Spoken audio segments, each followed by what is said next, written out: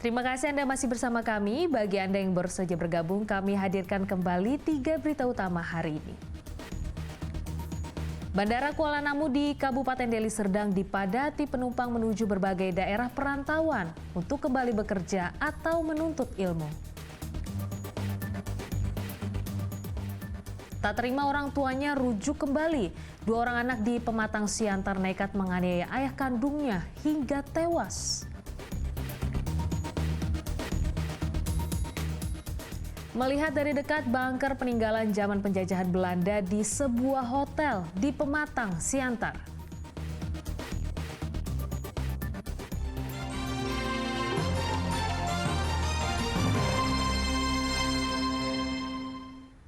Tidak terima orang tuanya rujuk kembali, 2 orang anak nekat menganiaya ayah kandungnya hingga tewas. Peristiwa tragis ini membuat kedua anak mendekam di penjara di malam pergantian tahun.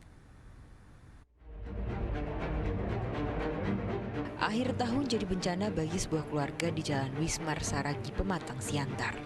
Alih-alih merayakan malam pergantian tahun, RA yang baru berusia 18 tahun dan IR kakaknya berusia 26 tahun terpaksa bermalam tahun baru di sel penjara. Semua berawal dari rasa kesal dan kecewa ketika RS, ayah kandung mereka, tiba-tiba muncul di rumah setelah 3 tahun pergi dan berniat rujuk dengan istrinya. Kedua putranya tentu tak terima, apalagi RS kerap menganiaya ibu mereka dan sering mabuk. Merasa dihalangi, RS pun menyerang kedua anaknya hingga kedua anaknya mengeroyok RS. RS akhirnya tewas saat perjalanan ke rumah sakit. Ke daerah Toba untuk pemakaman dari Opung, ya. Tanggal 26 Desember berangkat ke Toba, dalam perjalanan kemudian terjadi cekcok di dalam mobil sehingga korban turun bersama istrinya untuk kembali ke Kota Pematang Siantar. Akhirnya terjadi pergumulan, ya, di mana sang bapak kemudian dilawan oleh 2 orang anak-anaknya, ya. Jadi saling pegang, saling dorong, saling pukul. Ya, karena 2 orang maka sang bapak ini kalah. Kemudian terjadi posisinya adalah sang bapak jatuh terlungkup ke arah lantai, ya, mukanya di situ, kemudian ditahan dengan lutut salah satu pelaku dan kemudian dipukuli. Maksud hati membela ibu tercinta agar tak disakiti ayahnya. Apa daya, kedua kakak beradik ini justru terancam 15 tahun penjara. Yan Asmara melaporkan dari Pematang Siantar. Komplotan pencurian sepeda motor beraksi di sebuah rumah di Jalan Bunga Rintai 4 Medan Tuntungan.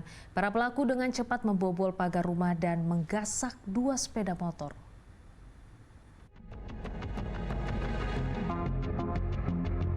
Aksi komplotan pencurian sepeda motor terekam kamera pengawas rumah di Jalan Bunga Rintai 4 Medan Tuntungan pada 20 Desember tahun lalu. Tampak 3 pelaku berhasil membobol pagar rumah dan pelaku lainnya menjaga situasi di depan rumah. Dalam hitungan menit, komplotan curanmor berhasil menggasak 2 sepeda motor. Aksi pencurian ini terjadi saat dini hari. Mendengar suara bising, korban terbangun, namun khawatir para pelaku membawa senjata tajam, korban tak berani mengejar. Terjadinya pada jam 4 subuh. Kita pun lagi tidur nyanyi-nyanyi. Ternyata dari kamar saya dengar ada suara berisik di luar. Saya kencet dari jendela kamar saya lihat kendaraan saya sudah di luar semua. Itu kok rame di luar. Saya pikir anak saya kan gitu kan, ternyata tidak.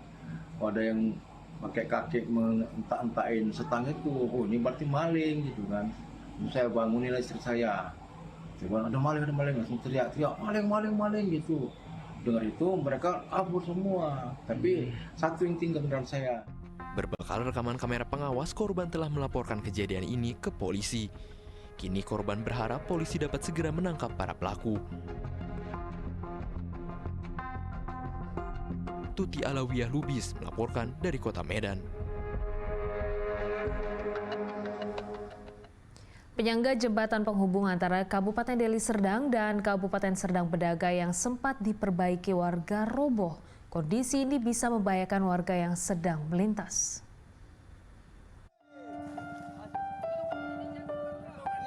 Video yang direkam warga memperlihatkan batang pohon penyangga jembatan roboh sehingga jembatan tersebut tak bisa lagi dilewati kendaraan roda 4. Kini kondisi jembatan Titi Besi yang menjadi penghubung antar Kabupaten Deli Serdang dan Kabupaten Serdang Berdagai di Desa Baru, Titi Besi, Kecamatan Galang, Kabupaten Deli Serdang sangat memprihatinkan.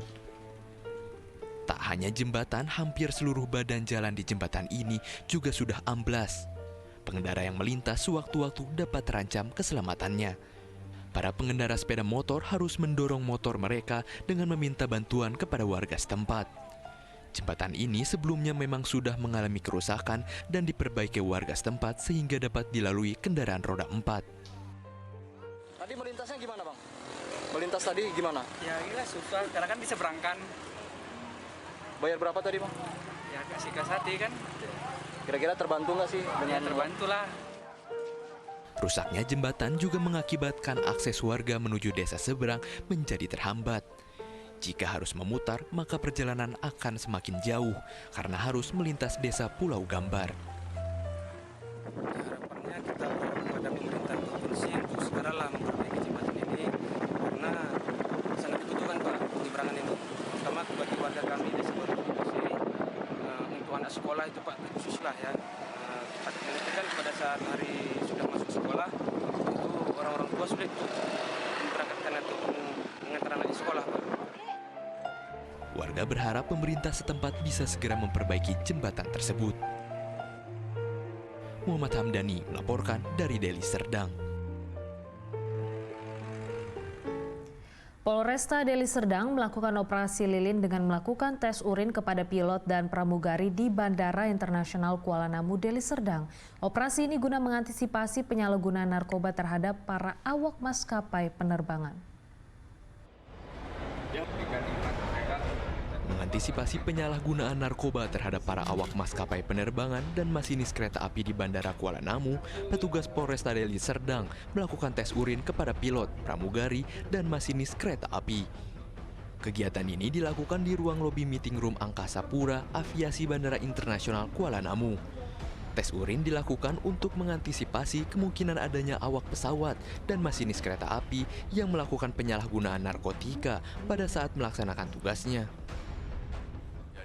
Adalah kegiatan tahunan dalam rangka Operasi Lilin Toba 2023. Kami dari Polresta Deli Serdang yang kebetulan termasuk dalam Bandara Kuala Namu adalah wilayah hukum kami melaksanakan tes urin bagi para pilot dan juga masinis serta pramugari dan pramugara. Nah, hasilnya Pak? Dan setelah kami lakukan pengetesan sebanyak 21 orang sebagai sampel dan hasilnya negatif. Dalam proses pemeriksaan, sebanyak 20 orang yang terdiri dari pilot, kopilot, dan pramugari serta masinis hasilnya negatif. Muhammad Hamdani melaporkan dari Deli Serdang.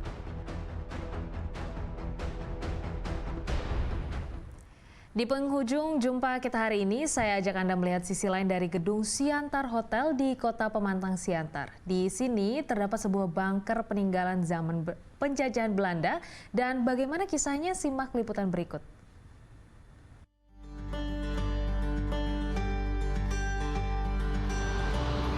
Bangunan peninggalan zaman penjajahan Belanda masih bisa kita lihat di Siantar Hotel di Kota Pematang Siantar. Gedung yang dibangun sejak 1913 ini dahulunya merupakan hotel dan sekaligus dijadikan markas Belanda. Selain ornamen dan bentuk gedung yang masih memiliki nilai sejarah perjuangan kala itu, di Siantar Hotel ini memiliki sebuah bunker. Namun, akses masuk ke bunker memang sengaja tidak dibuka untuk umum. Sekitar berapa meter dia ke dalam, dan lebarnya ada sekitar 3 meter lebarnya. Untuk lebar bunker? Meter 40. Berarti kalau kita masuk ke dalaman sampai berapa meter bisanya nih? Bisa kita 20 meter. 20 meter. Dan selama ini tidak pernah dimasuki ya? Tidak pernah, cuma sekarang kita buat jadi gudang minuman. Oh. Meski tidak dibuka untuk umum, jika ada pelajar atau mahasiswa yang ingin belajar sejarah bangunan Siantar Hotel, maka pengelola akan menunjukkan lokasi bunker yang saat ini sudah dijadikan gudang hotel. Iya, oke. Asmara melaporkan dari Kota Pematang Siantar.